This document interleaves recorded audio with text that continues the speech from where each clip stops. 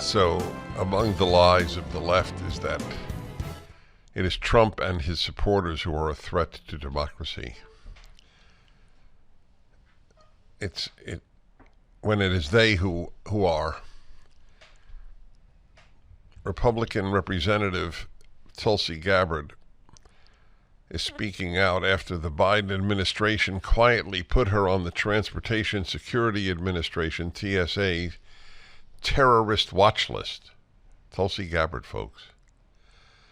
Last month, she and her husband were at the airport waiting to board their flight when they found that their boarding passes were marked with SSSS, which stands for Quad S. This means that a passenger is viewed as a potential threat and suspect and subject to random searches. She also will unknowingly have 2 explosive detection canine teams, a transportation security specialist, an undercover TSA supervisor, and 3 federal air marshals on any flight she boards.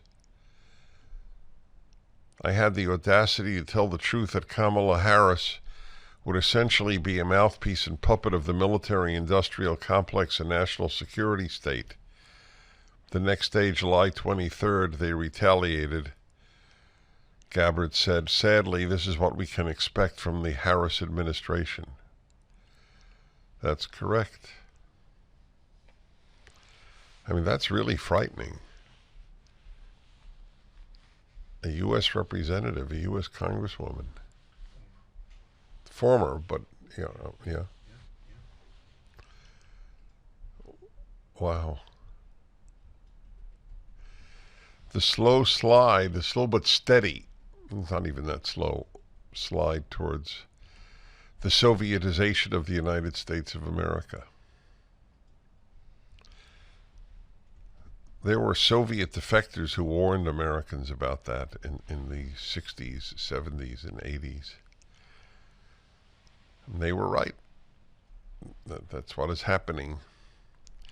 The Democratic Party is increasingly similar to the Communist Party of the Soviet Union. And I took a vow when I started radio, not only to tell the truth to the best of my human ability, but not to exaggerate. So when I say it, I may be wrong, but I do believe it, that the Democratic Party has very strong elements in it that are indistinguishable in tactically, except for murder, tactically and philosophically, like the communist parties of Eastern Europe and the Soviet Union. For the full episode of The Dennis Prager Show, go to pragertopia.com, sign up, and become a full member.